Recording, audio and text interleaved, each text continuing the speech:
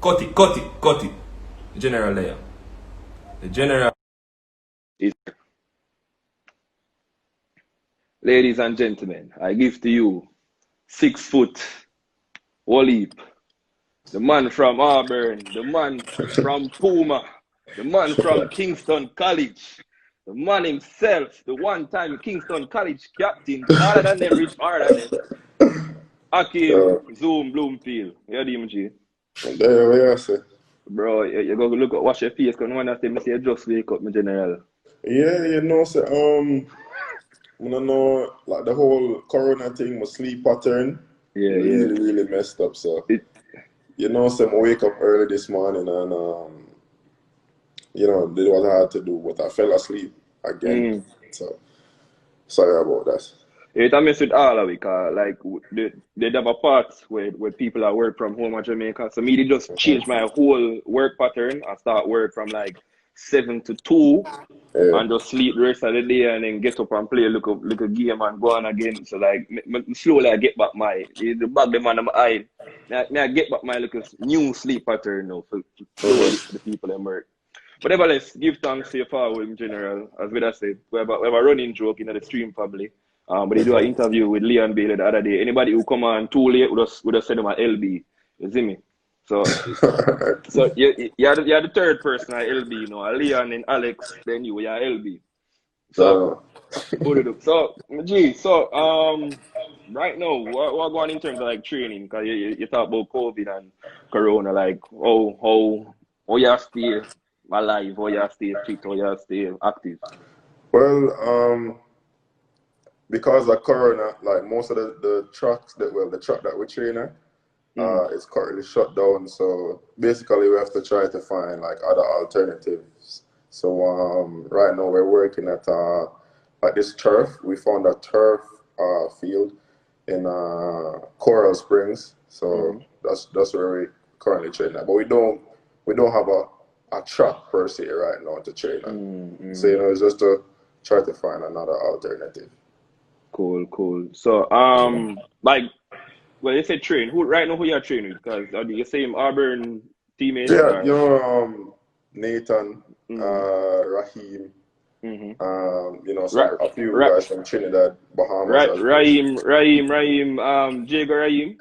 Yeah, Jago Raheem. But you know, Zoom talked about him last week. No, week after last week. Man say I just the one man him really could beat per se. Come I say even when they run. Yeah. No Zoom, I said Blaze. Yeah, Blaze talked about him the other week. I said one man, cause if they may run race, if he run faster than him, and then when him coming at the final, him just beat him. But nevertheless, I'm glad the Jamaica team still stay together, you know, the one family, one nation thing. So I mean you do most of your education out here, primary school, basic school, so on and so forth, high school. First of all, what was the idea behind going to Auburn? Like, why Auburn? Well, alright. Firstly, to pick a school, it wasn't really anything like education didn't really have a big part to play in it, because majority of schools in the United States have a good education system. True. So for me, it was just basically, you know, to pick a school that you know, you feel like a connection with the coach. When I took a visit to Auburn, the coach promised me, he told me that, you know, I have a lot of potential and he thinks he can take me to a next level. And, you know, I just trusted him. And that's why I signed. And, you know, I think it worked out quite well. True. So like college experience wise, I mean, Jamaica high school have them social, might have a look at one party uptown. Like what was the college experience like at Auburn? I think I saw you had I think you posted a snap the other day or some snap effect where you were saying that pretty much any black student at Auburn must automatically think is an athlete or something like that. And we know the mindset behind it. Like what was the experience like attending Auburn? Well, basically Auburn was a mostly predominantly white college town, right? So the majority of you know, black people that were in Auburn were athletes per se. Not say that this affected my college life, because as an athlete you are looked at differently. And it's just that I can say I had a good college life. Parties. It's a different level of freedom from when you're going to high school in Jamaica. You have your own dorm. You can do what you want to do. So, for the 2 years I spent at Auburn, I'll say, it's a very good. I had a very good college life. And that was off the track. So, tell me about life on the track. I mean, NCAA season is a completely different thing, indoor and outdoor season. How was it adapting to that? Repeat that? I'm saying you were telling me about your life at Auburn off the track. So let me know how it is on the track. Because I'm saying the NCAA season is a little more hectic with the indoor season and the outdoor season. So it's kind of tell me your experience with that. Well, you're right. It's completely different. Firstly, there's like a schedule. There's a hectic schedule that you have to compete in. Basically, you have to compete every week. Like majority of track meets take place every Saturday. So it's let's say it's a more hectic schedule. A lot more races. The competition is a lot harder because normally, say for example, if I was competing in high school in Jamaica. I was, much more talented than a lot of the guys that were competing in college. That talent gap is kind of lowered. No. The talent gap. The talent gap is no. The talent gap is lowered because there's a lot of guys just as talented. Because everyone. Let's say Fred Curly. I mean, you're not raised to that like an actual national representative from the States, Yeah, as I said, the talent gap is a lot lower. So every weekend you have to be competing hard. There's championships that you want to win. We were in the SEC conference. You have SEC championships, you have indoor championships, you have outdoor championships. So it's just a lot. It was just a whole different experience. I mean, you seem to manage it pretty well.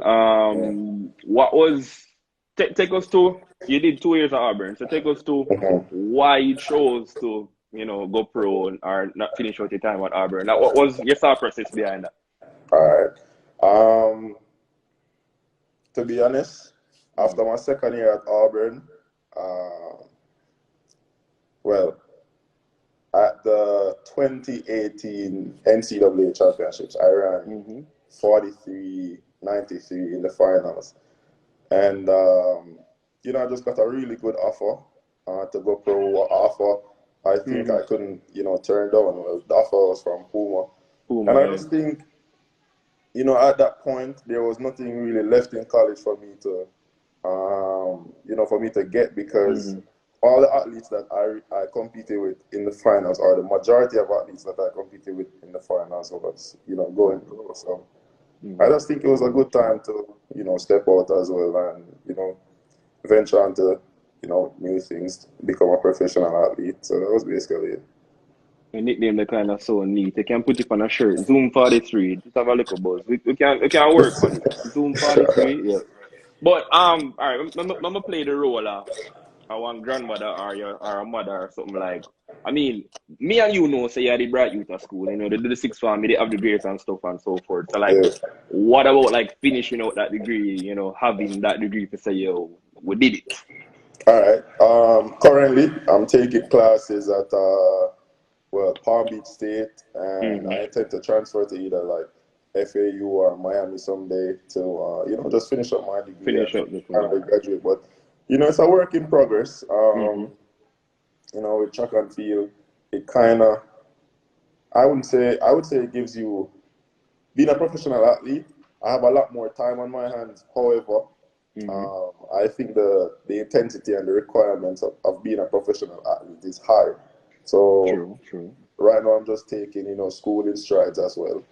And, trying to, both get it done on the track and, get it done in the books when I can. So it's not a case where I've completely stopped. All right, cool. So guys, when you can start pressure the man, in my double. In my do the track and in my do the school, Smart youth fast youth on the track, smart youth in real life. But all right, I'll take a trip, fly back from Florida, reach Jamaica now, go back to high school. Yeah. Leaving high school, right? What were some of the goals that you had like after your final year at champs, you're going part into college. Like, what were some of the goals that you set for yourself? Track and field goals are, say, like education wise, or you talking about? I mean, you don't go on pro. I mean, you probably just plan to go Auburn and the track and get brighter. You're bright. Track and field. Well, it's just my main goal wherever I go is to, just improve, basically. I think that's what we all seek in this life, improvement. Being one of the most, being a talented track athlete out of high school in Jamaica, I just wanted to go somewhere that, I would flourish, develop. I want to be, one of the best, and I just think, leaving Jamaica, going to college overseas gave me that exposure that I needed. And, as I said, it's all a work in progress. And, I'm just thankful for the journey so far. Cool. I mean, however, again, it's another running joke. Before you forward, me that talk to the fans and make them know, say, yo, we did an interview with you at Gibson. And I think at the first, me I talked to you since champs. You get me? And like instantly me hear the accents. I say, yo, I tell them to keep them eyes out for the accent and pick it up when them hear. Come here. You chip out of the proper English into the I work with it. But alright, so alright, fun fact. Take out to the pen and paper, write it down. Fun fact, people. I don't necessarily think I have an accent. Reason being, right? I went to I got a scholarship to a prep school when I was in Jamaica, and they reinforced, speaking properly. Also, for those who did not know, I was the top English student at Kingston College when I took CXC. Read it and weep my side. You heard it here first. So it's not a case where I like twang per se. I just like to speak properly. Fam, talk to them. Yeah. Who is that?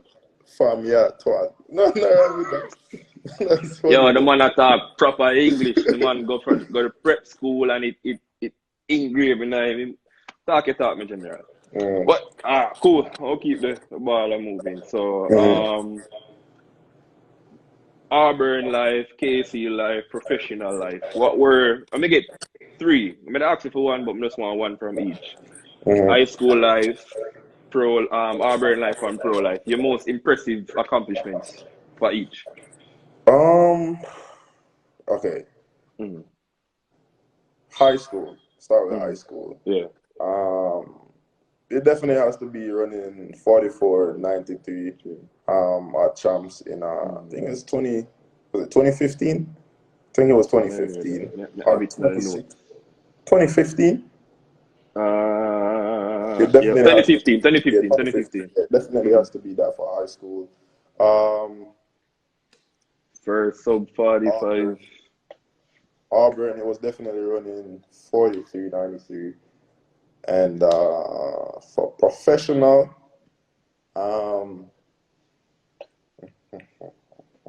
I've only had one solid year being a professional. True.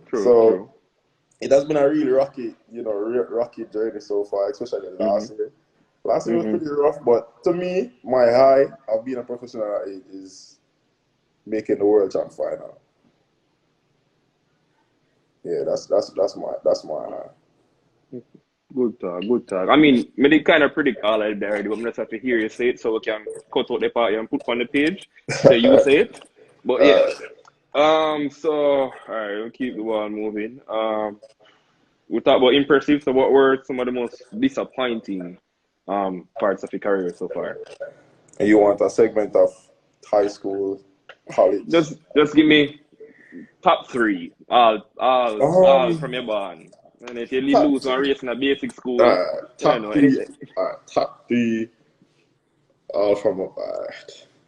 All right, to me, one of my most disappointing and funny experiences in high school was that 4x4 final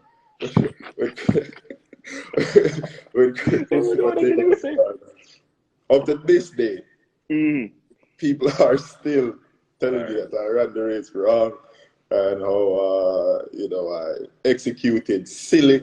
like a silly race. You Like see, Zoom. it is just really funny to me. I just can't Me understand. never wait till like later on in the show for better come sure one of them 11 question here about that. But since you bring it up, you know, Yeah. nobody me no need to hear about the other two disappointing. Or just talk about this. Yeah, I we can talk. know the 127 people that we're checking right now, at least one of the 11 questions about that.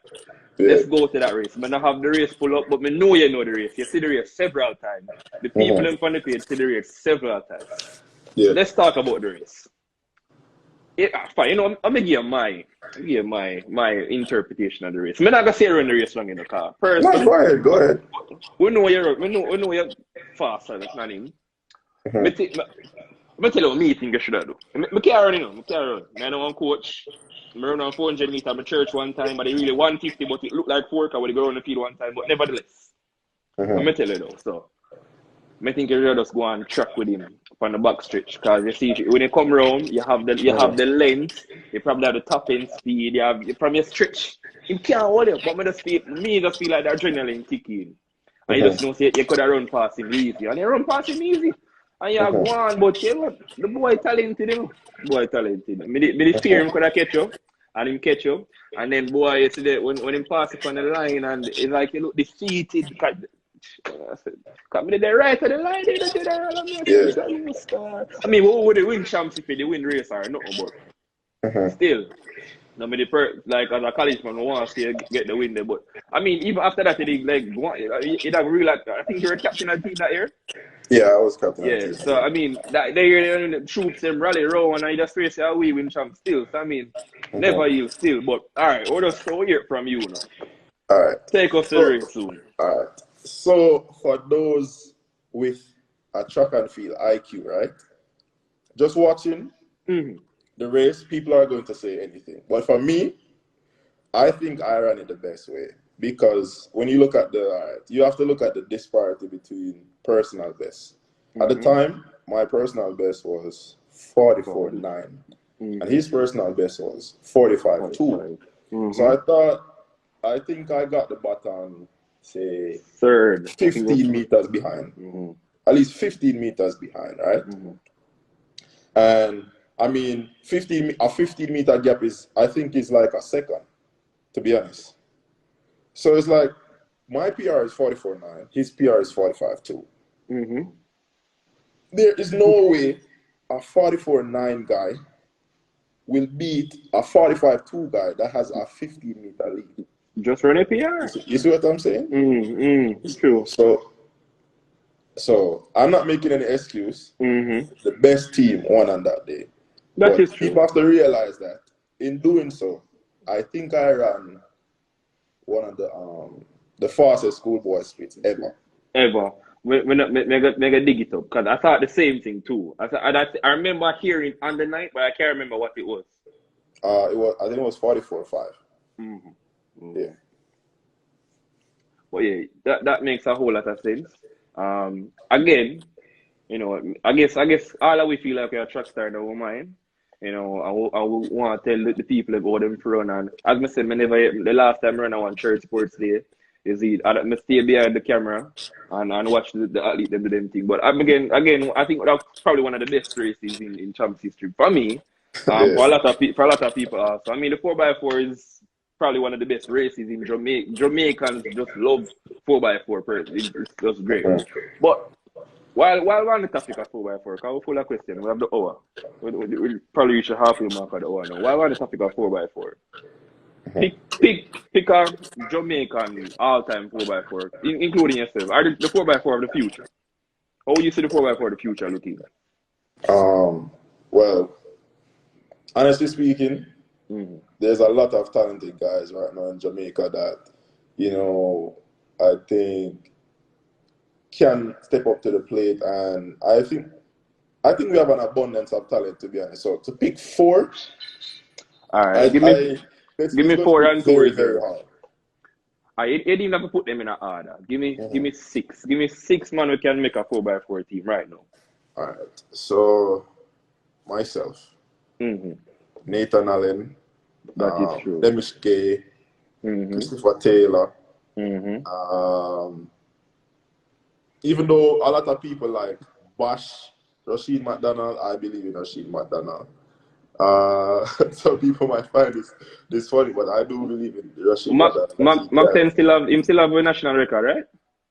Yeah. He still has a national record. Mac 10 a good youth still, a good youth. One more.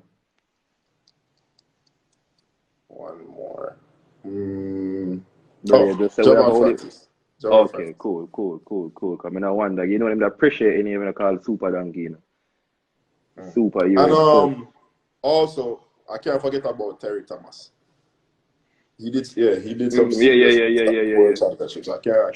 True. I think him follow her right now. I think him probably tune in for that. Cool. But yeah, all right, cool, great. I mean, a beer commendations in the comments so far, and I must say, Delano Williams, but Delano, wait, what? Delano Jamaican. So Jamaica. I guess them have them own conversation in the comments. But all right, cool. Questions. All right, cool. So I guess you kind of touched upon this with your Auburn experience, but living in America, how have you experienced? Have you experienced racism in person, or how have you dealt with it? Well, I didn't really experience racism at Auburn per se, because, as I said, once you are an athlete at Auburn, yes, it is biased because most people, for me, being a black athletic person, most people just automatically assume that, I go somewhere, most people assume that I play like basketball or I do some type of sport. So because of their assumption, they treat me very well, because, as I said, Auburn is a sports town, basically. So as an athlete, you have certain perks. So I've never really experienced racism at Auburn. I've experienced racism in Florida after, becoming a professional athlete. Okay. I can remember two instances. I went after I bought my car. I bought my first car after I became a professional athlete. I took the car to the car wash, and I was excited. Washed the car. I got out and I was cleaning the rims. So a guy, this white old man, drove past me and he was like, "Excuse me, can you come and clean off my rims after you're finished with those?" So I was like, no, I don't work here, so this is my car. He was like, but I just think like, as a young black person, you are frowned upon. Like, they don't expect you to have certain things. Another instance, I took a girl to a really expensive restaurant, right? And upon arriving to the restaurant, they asked me, it's valet only. Upon arriving to the restaurant, they asked me if I was there to pick up someone. They asked me if I'm there to pick up someone, and they didn't ask me if I was there to dine in. So it's like certain, it is small, small aspects of racism, not like major aspects, but it's still there. Yeah, some little undertone, some little slight cheeky hits. Yeah. Imagine that facing racism in Auburn, but okay. Didn't face racism in Auburn, but did in Florida. Makes sense. All right, cool. And I don't know if you want to share your thoughts on the whole Black Lives Matters movement. Well, to be honest, it's a very sensitive topic, and I do think that Black Lives Matter, and it's very sickening seeing black people being killed in the streets, like wild animals. It's very, you get very, as a black person, it makes you furious watching those things. Definitely.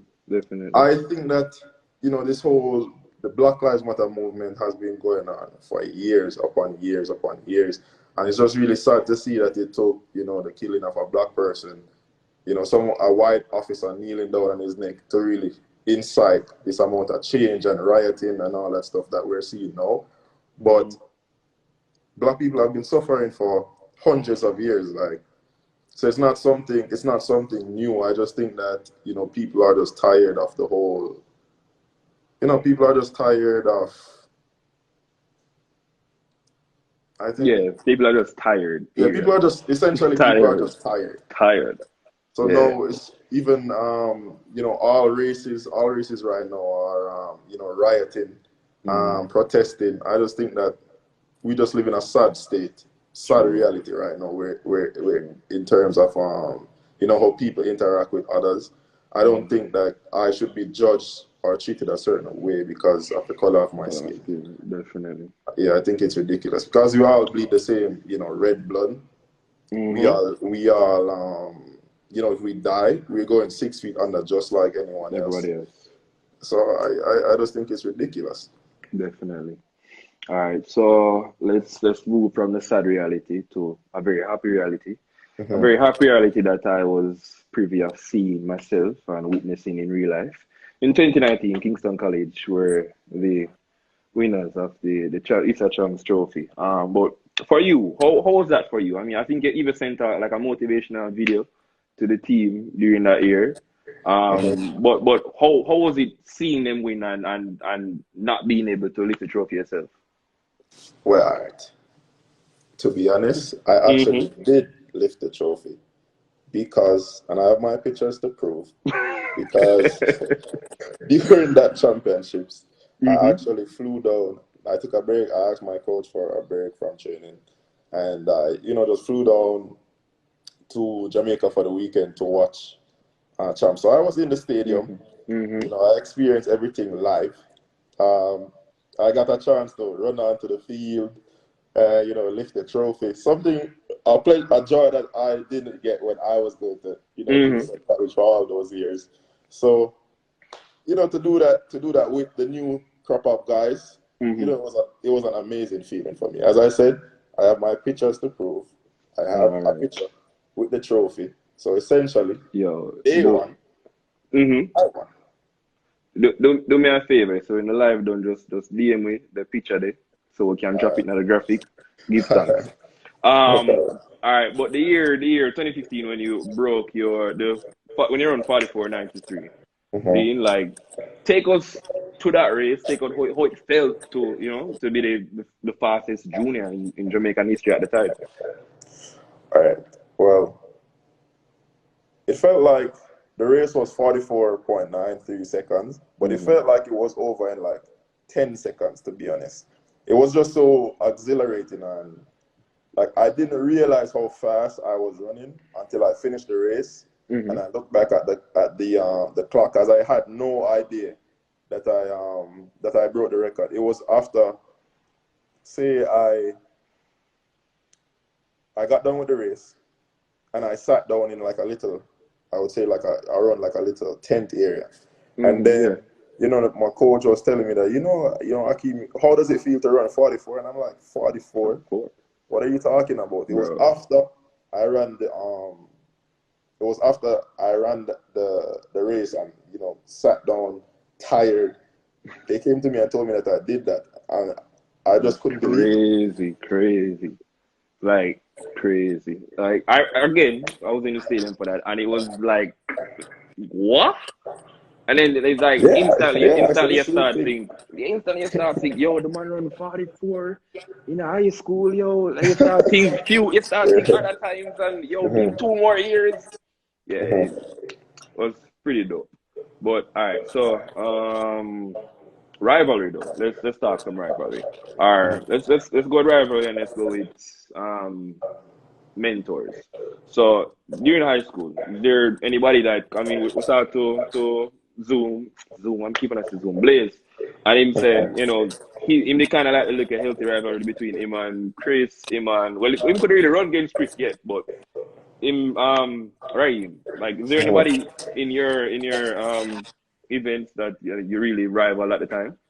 Well, all right. I would have to say the biggest rival was Nathan Allen, because during my champs career where I ran and I won the 400, he's the only person that really came close to ever beating me. to be honest, in a flat 400-meter race. So it has to be him. So the same also. And then I guess professional. I mean, I expect if you really look up to no man in high school per se, but like right now, is there anybody like you see as a mentor, any past Jamaican Olympian world champion who you look to as a mentor right now? Well, it definitely has to be Usain Bolt. You know, that might sound very, very, you know, cliche for every Jamaican athlete to say, yo, Usain Bolt is their mentor, knowing that he was, you know, the absolute best. But to be honest, if some nights that I'm in my room and I'm on my iPad, I just, you know, binge watch all his races. You know, it's literally to see a human being. It's not even Jamaican. Take away the whole Jamaican aspect. To see a human being move that fast and accomplish those things, it is just insane. Like, I literally get chills watching him run 9.58, 19.19. I'm just thinking, you know, how are those things possible? If he did it, you know, it is possible. But watch this. No, you know, I'm glad you said that. I'm kind of baiting into the question here. See, as a good interview, you know exactly how to carry the juggling the way you want to carry the juggling. So, in the video, I posted a video on the page this morning, and in one of the pictures, I realized that you and both were like the same height, or thereabout. Cool. That's one. Point one. Two, we all know we used to run, you know, 100 and 200. I mean, you kind of still run the 200, or was that just like early season? You run some sprints just to kind of get that out. But again, you know, as a Jamaican, you kind of, I mean, I think we are the most imaginative person. So you start think, hold on, Zoom and Bolt are the same height. The two of them fast. More than Zoom can run 9.52. You get me? You kind of start. So like, why switch from, or what was the idea, or why are you planning on going back to the sprints? Because I think if your PB is like, what, 19.8 now in 2, like, you ever think about what if, or go back, or give it a next try? Well, to be honest, I think that to answer your question, I think that time is the master of all things. At the time in high school, the reason why I switched to the 400 in the first place was because I kept getting hurt running the 100 meters. I would always tear my hamstrings every year, you know, sprinting. So it's a case where, you know, that did not work out for me. I switched to the 400, and based on the strength base I developed from running the 400, I was able to step back down to a 200 and get a PR of 19.8. So no, I don't think, you know, at this point in time, I don't see myself stepping down and being a 100-meter sprinter. If that's the case, I have so much strength to build and so much to work on, because it is not just running out of a blocks and running 100 meters. There's a lot of technical aspects behind it, a lot of coordination aspects behind it as well. So for now, you know, I'm not saying no, but I think the 400 and the 200 right now is just the ones that I should be working on. True. I mean, I actually think, you know, great things in the 200.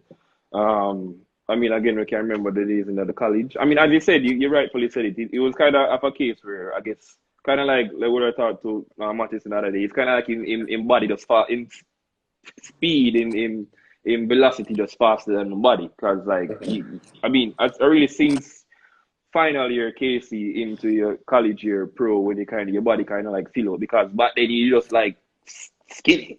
You get me? Like breeze could have blow you down essentially, you know. So, but yeah. I mean, I actually think we can expect great things from you in 200. I would love to see you do more 200, because even the 19.8 that you ran, I remember watching the video in particular, and the commentator was calling the wrong name the entire time. It's almost as if he never think he could have win. And then even when the race finished, he was like, Bloomfield, he was thereabout. I'm like, bro, he won the race. You get me? So like, people make mistakes. That's true. All right, so okay. Do you think that seeded athletes in Jamaica are placed under too much pressure? What are your thoughts on that? That's a very good question. To be honest, yes and no. Okay. The reason why I said yes is because with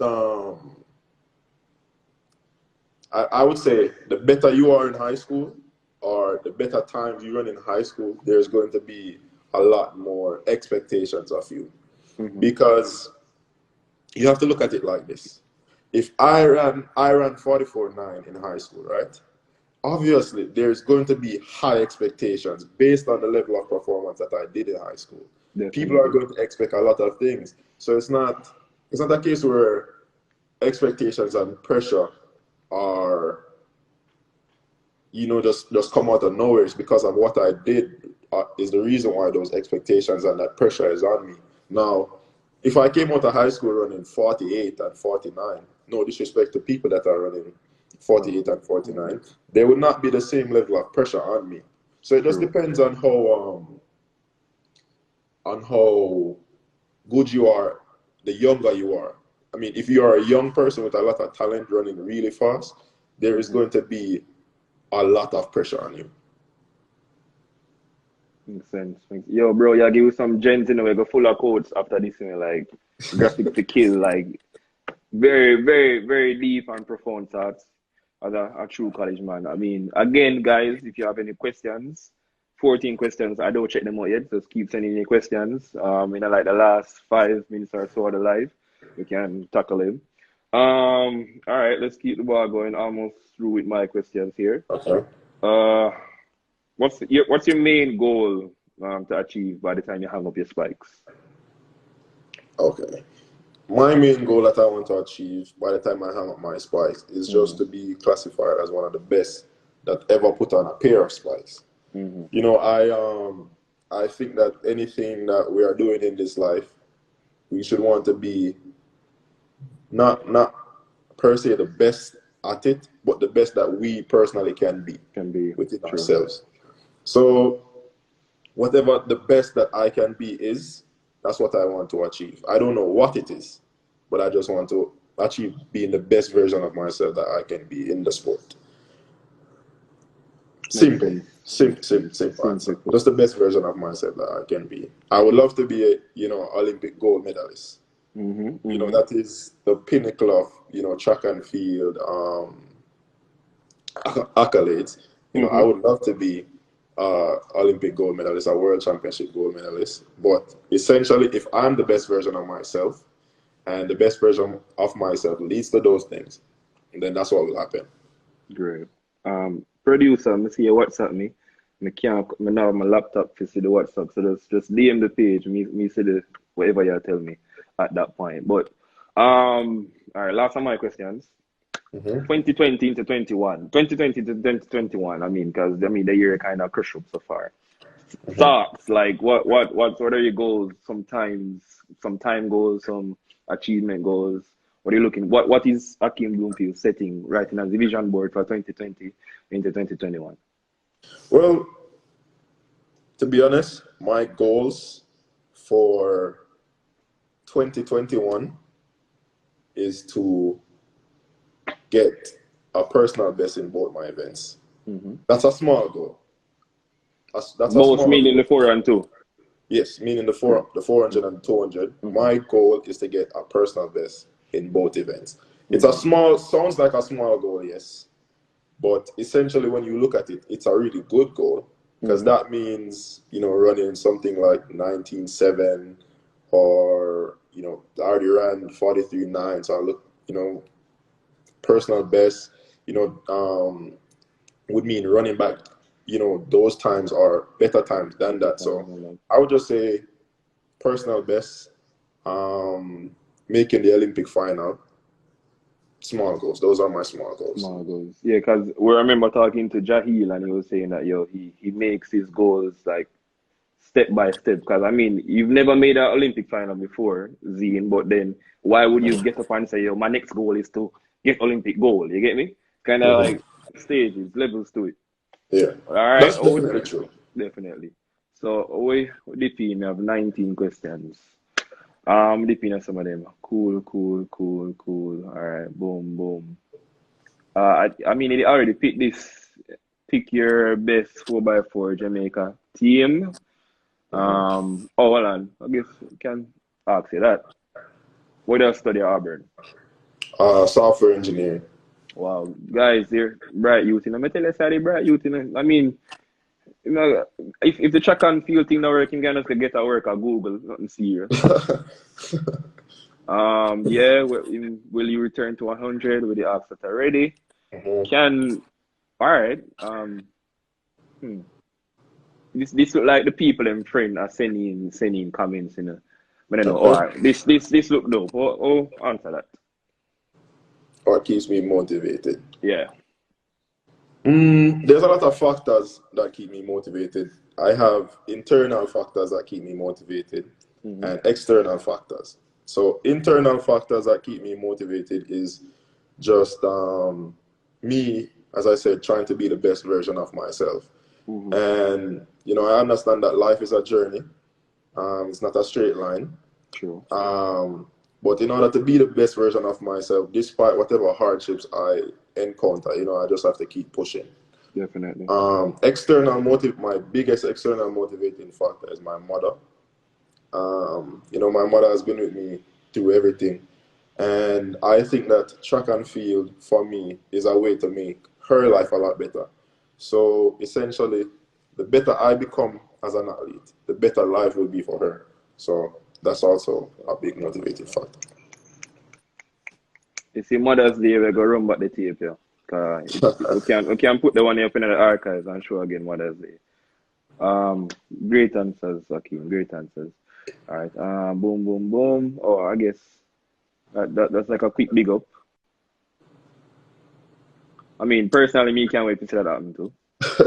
I mean, yo, bro, like 400 meter wise, I think we have the cream of the crop right now. I just really time. Time is the master of all things. Mm, And as I said, you have to be patient with certain things. It's not, Rome wasn't built in a day. That's a very, mm-hmm. that's another cliche term. But what people have to understand is that, things take time to build, and you can't rush a great thing. You have to be patient and watch it develop and grow. Profound, bro. You write a book in your spare time? It's Yeah, like I've you been could have. writing. I've been writing a book mainly just about like short stories and experiences. So Wow. that will be released one day. I was actually a joke, bro. So what? So you do track, you do computer engineering, and you do book writing, short Yeah, stories. my spare time. Yo, bro. Next thing you tell me, say you go build a rocket to the moon or something. I don't know. All Nah, right, bro. cool. What is Shanibu? How do you deal with negativity on and off the track? Um, Negativity on and off the track. All right. To be honest, this is where having something called tunnel vision comes into play, right? Mm, As in, I have my eyes set on one goal. People have opinions. It's a free world. mm-hmm. People can talk. People have a mouth. Essentially, what it takes is that for you not to be, discouraged by what people have to say, because what I use as an example is that when Usain Bolt just went pro, right? He became a Yeah. professional athlete, and he went to his first. I don't know if it was his first Olympics or first World Championships. He dropped out at the semifinals, Yes. and people were bashing him, saying, Mm-hmm. they called him LBW and all that stuff. And, you know, it's a case where, like, people never, in that moment, he didn't accomplish his goals, but people wasn't looking towards the bigger picture. And as I said, people have a mouth to talk. It just so happened that he became one of the greatest, no, not even one of the greatest. He became the The greatest man to greatest. ever do the sport, to ever Mm-hmm. put on a pair of spikes. So it's Mm-hmm. a case where if he faced adversity and he faced, judgment by fans and all that stuff, who am I to, to break under pressure? So it's just a case True. where you really just have to keep moving despite what people have to say, because at the end of the day, only you can control your journey. Yo, them short story they're gonna be fire, bro. Like fire. Yo, people been in the comments I talk about, like, I guess them tune in late. Them been in the comments I talk about the race between you and Chris. It's like them just never want you to get it. But yo, him talk about it already. When we post the video up on YouTube, when they can see him answer. Yeah, we're trickling on in the final comments. Somebody said something in the comments itself. Hold on, let me see if we can. Wait. Somebody just said something about. Oh, yeah, bro. Like, tell me the story behind the FIFA. Like, why everybody know about you on FIFA? Like, what go on? What really are go on? What is be great? I said you could have go pro in a FIFA if you want to, but then the next man in the comments, I think a kiddo, I tell me say why? Oh, you on the FIFA thing, bro? What really are go on? To be honest, it was I'm laughing because my friend just commented and he said I'm trash. To be honest, the whole story behind FIFA is that I think I'm one of the best FIFA players now playing the game. Right? Blaze just say wrong, Blaze say you're the worst FIFA player I've ever seen. Right. People can talk because they have a mouth to talk. You get what I'm saying? But I believe that I'm one of the best FIFA players currently walking the earth. If anybody wants to pull up on me to test my theory, my PSN is Zoom4493. Add me. That's all I'm going to say. Zoom4493, dog. Blaze Jesus, pull up. Fam, yo, and for the people we ask them to save the lives, don't forget skull. By today was Saturday, by Sunday afternoon, Sunday morning, thereabout, the live are gonna be on our YouTube page, 876stream JA. Go subscribe. You can follow the Instagram page to see a little bits and pieces of the live, but the full thing are gonna be on our YouTube page, 876stream JA. We have 5 minutes or so left on the live, so we'll just get them questions here out of the way. Hold on, John. Shit, hold on. Oh, all right, my last name. Boom. Are you 100% fully fit right now? Not 100% fully fit, to be honest, because of the coronavirus. As I said, we haven't had a facility to train for a couple of weeks. So I wouldn't say 100% fully fit right now, but I am maintaining a certain level of fitness. So okay. Yeah, that's a short answer. Every week, the Peter used to come with him essay question. Hold on, your aspirations to be great. All right, let me just drop it. Cause it look like it's a brother. I can't even read all your questions. Your aspirations to be great can be achieved by many great sprinters. But what achieved? But many great sprinters have had their careers tainted by being associated with doping. I can't say a question, Peter. I guess he's saying, is that one of your fear? Is that one of, I don't know. I have no idea where this question was going because he writes an essay, but thoughts on doping. Give me your thoughts on doping. I think that doping in any sport is wrong because it creates an unfair advantage for those that do dope. Now, I also think that there should be consequences for those who dope, those who seek to advance themselves, not on the track, but basically taking, banned, whether it be banned medicines, supplements, or performance enhancing drugs. I just think that it is wrong because it gives you an unfair advantage over your fellow man. So that's basically it. Great. Many say Peter talks too much. I can say it too. Boom. Answer the question. Which coach had the greatest impact on you as an athlete? Well, I will not single out a coach. The reason why I don't want to single out a coach is because I've been with I would say 4 coaches in my entire lifetime, and each coach had an integral part to play in my development. So I will not say, which coach, this and that. I won't get into that because if it was not for each coach that I worked with, I would not be who I am today. So I can't really say that. All right, question that again, very political answer. So we have computer scientist, FIFA player, book writer, politician on the side. Great. That if you're full of Pali politics, you're who? full. Wait a minute, you give me one of them political answer, then you have to say, scratch that, scratch that. I will not get into politics. All right, we have Instagram tell me say me have 149 seconds and counting. Last question. Why didn't you stay in Jamaica and train like many other athletes? Well, Mhm, all right. Each person has their own path in this life. I think mhm. that my path or my best path to improvement was to come to the States to pursue both a degree and a track career as well. Um, the degree side was also very important to me, and we spoke earlier about it, and I said, it's not. I don't pick a school based on a degree program, but a track program. But the degree side was essential to me. I've seen a lot of athletes stay back home in Jamaica, not bashing anybody, but I've seen a lot of athletes stay back home and it did not work out for them. For those that it did work out for, it's a small percentage. It's a very small percentage of the thousands of athletes that come out of high Understood. school. So, Understood. in order to put the odds in my favor, I think, Yeah.